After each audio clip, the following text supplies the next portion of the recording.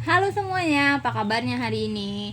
Jadi di video kali ini kakak bakal ngebahas salah satu materi English yang berjudul conditional sentence. Nah, kalau kalian lihat di sini, conditional sentence itu ada bagian-bagiannya. Sebelum kita bahas bagian-bagiannya, kakak akan ngejelasin sedikit apa sih conditional sentence itu. Jadi, conditional sentence itu adalah kalimat pengandaian atau kalimat yang digunakan untuk berandai-andai. Nah, ini ngebahas sesuatu yang bisa belum terjadi, tidak terjadi, atau yang sudah terjadi. Nah, conditional sentence ini dia itu bisa merujuk ke grammar. Grammar di sini kakak yakin kalian udah pernah belajar atau ingat materi tentang tenses. Seperti apa? Simple present tense, simple past tense, atau simple future. Nah, dari 3 tenses itu akan kita temukan di setiap bagian-bagiannya. Dan juga nanti kalian harus bisa familiar dengan penggunaan dari verb 1, verb 2, dan verb 3 ya. Nah, kalau kita lihat di sini, di kalimat pengandaian atau conditional sentence ini kita akan membahas yang type 1-nya. Jadi conditional sentence type 1. Conditional sentence type 1 ini digunakan untuk merujuk pada hal-hal yang mungkin terjadi di masa depan di mana situasinya itu real atau nyata. Jadi kalau syaratnya terpenuhi maka kemungkinan masih bisa terjadi. Nah, kita akan menggunakan conditional sentence type 1 tadi dengan kasus yang kakak bilang tadi. Nah, kalau kita lihat di sini ada pola atau rumus dari conditional sentence type 1-nya. Seperti yang kakak bilang, kita akan merujuk ke tenses dan penggunaan dari kata kerja. Kalau kalian lihat di sini ada penggunaan dari kata if, subject, verb 1, lalu ada tanda koma sebagai pemisah, lalu dilanjutkan dengan subject, will, verb 1, dan object. Kalau kita lihat di sini, if itu artinya adalah jika atau seandainya. Lalu diikuti oleh subject plus verb 1, berarti ini penggunaan tenses simple present tense. Lalu dia berteman dengan subject plus will plus verb 1, berarti ini berhubungan dengan simple features-nya. Nah, penggunaan dari conditional sentence type 1 ini ada 2 jenisnya. Yang pertama, coba kita lihat ya. Kalau yang pertama ini ada if he studies seriously, he will pass the test. Yang artinya jika dia belajar dengan serius, dia akan lulus ujian. Nah, penggunaan kata if ini pada umumnya kalau di dalam soal biasanya lebih di penggunanya berada di depan kalimat. Tapi penggunaan if ini juga bisa di tengah kalimat dengan syarat dia diikuti oleh subject plus verb 1-nya. Jangan terpisah ya. Nah, kalau seperti itu kita bisa lihat di contoh keduanya. He will pass the test if he studies seriously. Dia akan lulus tes jika dia belajar dengan serius. Kalau kita lihat perbedaan dari contoh yang pertama dan kedua, kita bisa melihat di tanda komanya. Jadi jika if digunakan di awal kalimat, maka untuk kalimat keduanya kalian harus menambahkan koma sebagai pemisahnya. Tapi jika kalian menggunakan kalimat yang keduanya dan if-nya di tengah, maka tidak ada tanda koma di dalam kalimat itu. Itu perbedaannya ya. Dan ingat, if ini berpasangan dengan subject plus verb 1. Jadi ketika dia dipindahkan ke tengah, maka if plus subject plus 1, bukan subject will verb 1 ya. Oke. Nah, kalau tipe pertama tadi merujuk kepada hal-hal yang mungkin terjadi di masa depan dan itu dalam situasi real atau nyata, maka coba kita lihat di tipe kedua. Kalau di tipe kedua ini digunakan untuk membicarakan hal-hal di masa depan yang mungkin tidak akan terjadi. Contohnya seperti membayangkan mimpi. Atau yang kedua, conditional sentence type 2 ini juga bisa digunakan atau digunakan dalam bentuk membicarakan hal-hal yang terjadi di masa sekarang dan yang mustahil terjadi.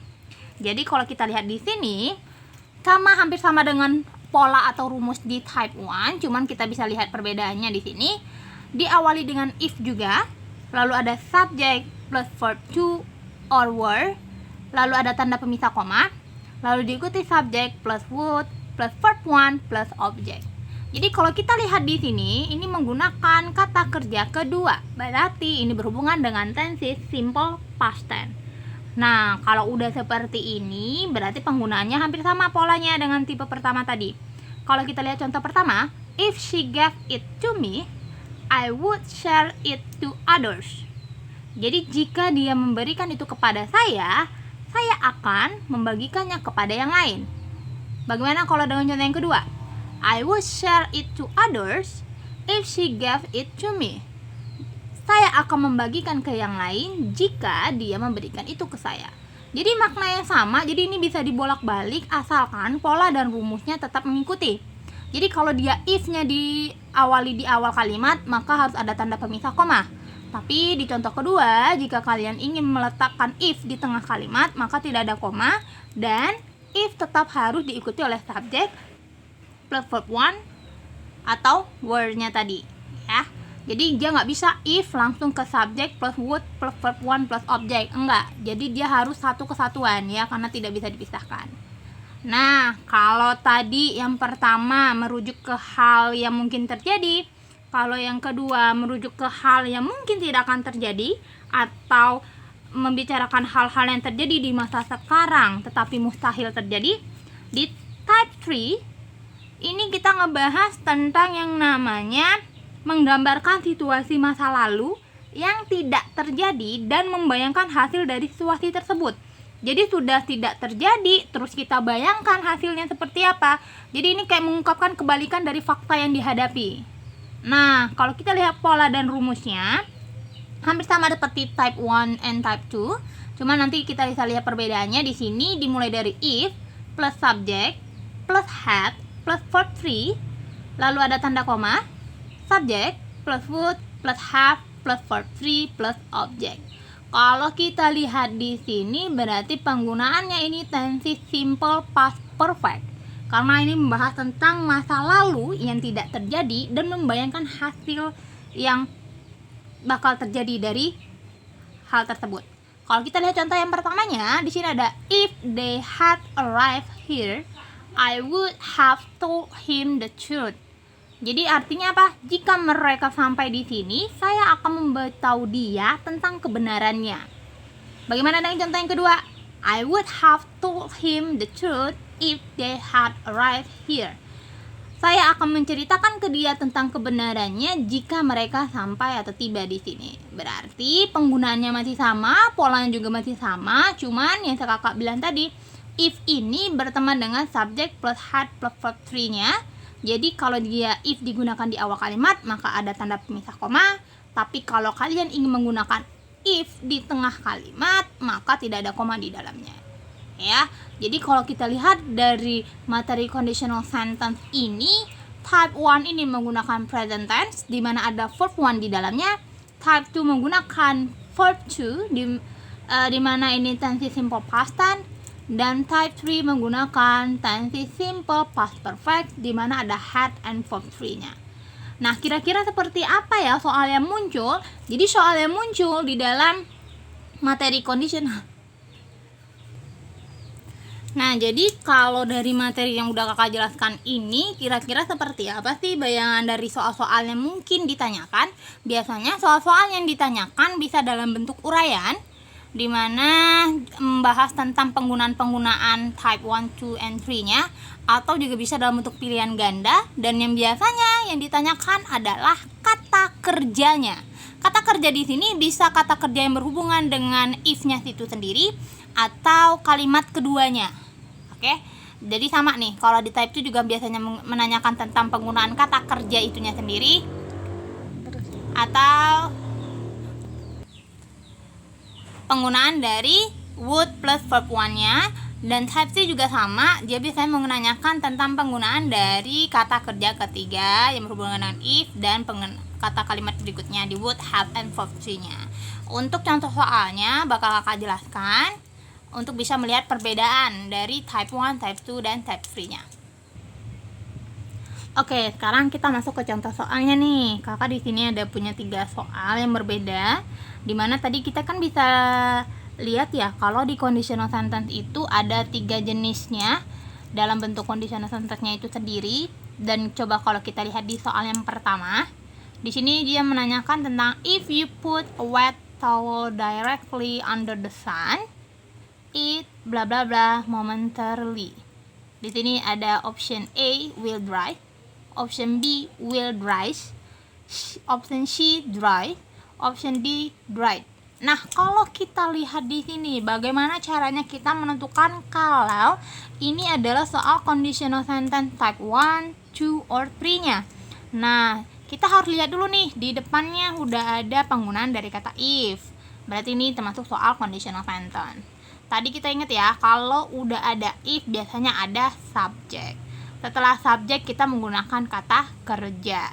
Nah, kalau di type 1 tadi kita menggunakan kata kerja pertama. Kalau type 2 kita menggunakan kata kerja kedua.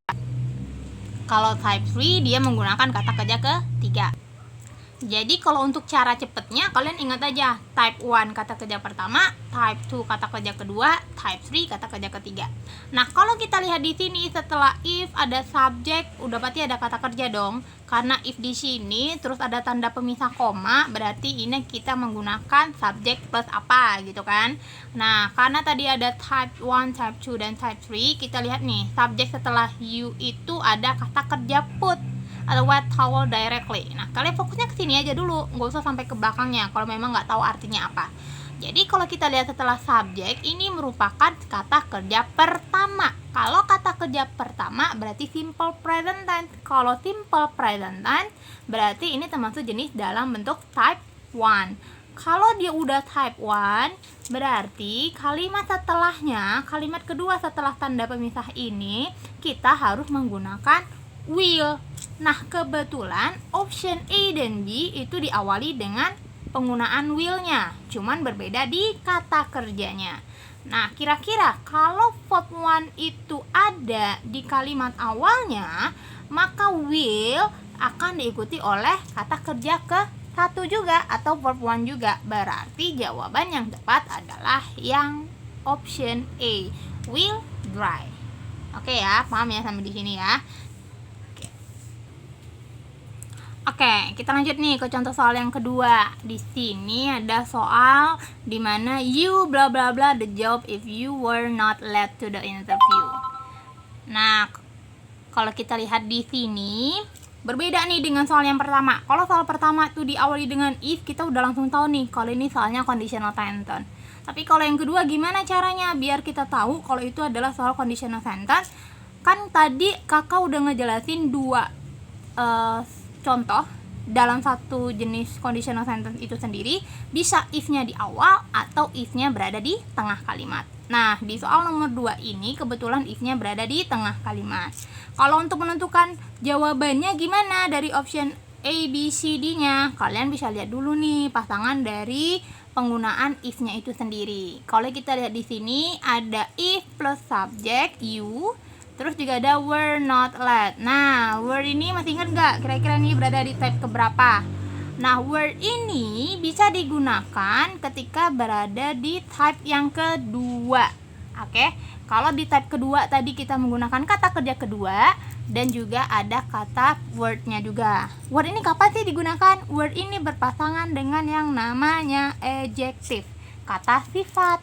Makanya di sini tidak ada kata kerja kedua, tapi adanya were karena dia pasangan sama lead. Kalau ini udah ada, terus juga di sini udah dijelaskan kalau if plus subject plus kata kerja kedua atau were-nya tadi, berarti ini termasuk tense simple past tense. Kalau dia simple past tense berarti ini type kedua. Kalau udah type kedua, pasangannya apa? Kalau di soal pertama pasangan dari type 1 itu adalah will, berarti pasangan di type kedua adalah would. Nah, kalau kita lihat di sini, option A, B, C, D semuanya menggunakan kata would. Cuman berbedanya di kalimat atau kata berikutnya. Nah, kalian harus ingat setelah dari would itu kita menggunakan kata kerja keberapa? Kita tetap menggunakan kata kerja pertama. Nah, jadi gimana sih Kak cara untuk bisa tahu? Sebenarnya dari optionnya udah kelihatan. Kalau di sini kita lihat option B, C, dan D, itu kata kerjanya itu udah kata kerja yang ketiga. Gotten, dan gotten. Sedangkan option A itu menggunakan kata kerja pertama. Maka jawaban yang tepat adalah yang option A. Jadi, you would get the job if you were not late to the interview. Yang ini merupakan salah satu contoh dari type yang kedua. Oke, kita lanjut nih ke contoh soal berikutnya. Di sini ada soal di nomor 3. Kita baca bareng-bareng ya. If you hadn't helped him, he bla bla bla with you. Nah, lagi-lagi penggunaan if-nya di awal kalimat nih. Berarti ini termasuk salah satu contoh conditional sentence. Tapi kira-kira dia jenis keberapa ya? Nah, kalau kita lihat di sini, setiap if itu pasti ada subject. Nah, setelah subject di sini ada kata had, not. Berarti ini kalimat negatif ya, had not atau hadn't. Terus ada kata help. Nah, jadi gini, kalau untuk membedakan penggunaan kata kerja pertama, kedua, dan ketiga, kalian bisa lihat dari akhiran kata kerjanya. Biasanya kalau dia tidak beraturan, kalau dia tuh kalimatnya beraturan, itu ada akhiran ed-nya. Berarti kalau udah seperti ini, bisa disebut kata kerja kedua atau ketiga. Nah, perbedaannya apa? Perbedaannya adalah di kata kerja yang diakhiri dengan akhiran seperti ini, kalau di depannya udah ada kata had, ingat formulanya tadi, polanya, berarti ini termasuk dalam kalimat conditional sentence type 3. Kalau udah type 3 berarti dia pasangannya itu if plus subject plus had plus verb 3. Habis itu nanti di sini berarti kita tetap menggunakan would. Hampir sama di type 2. Bedanya adalah kalau type 2 itu would plus verb 1. Kalau di sini apa? Coba kita lihat di sini. Nah, di option A, B, C, D yang hanya menggunakan jawaban would itu hanya di option B dan option D. Nah, kira-kira apakah jawabannya yang B atau yang D? Coba kita lihat. Kalau misalnya jawabannya yang D, berarti dia setelah penggunaan subjek ada would, kita menggunakan get. Kata kerja pertama, berarti sama dong dengan type kedua. Nah, sedangkan tadi kita udah sepakat nih, kalau udah ada penggunaan had and verb 3, berarti ini termasuk type ketiga. Berarti udah jelas kalau option D bukan jawabannya. Berarti jawaban yang tepat yang mana? Jawaban tepat adalah yang B, di mana formulanya adalah setelah subjek kita ada would, ada have, ada kata kerja ketiganya gotten, baru keterangan dari kalimatnya. Jadi jawabannya adalah if you hadn't helped him, he would have gotten angry with you. Nah, jadi seperti itu kira-kira gambaran soal-soal yang akan muncul ketika kita ngebahas tentang conditional sentence. Jadi, kalau di soal pertama ngebahas type 1, soal nomor 2 type 2, dan soal nomor 3 type 3. Oke, jadi sekian dulu nih video dari kakak. Jangan lupa like, comment, dan subscribe. Kalau misalnya ada pertanyaan bisa langsung tulis di komennya aja. Oke, thank you.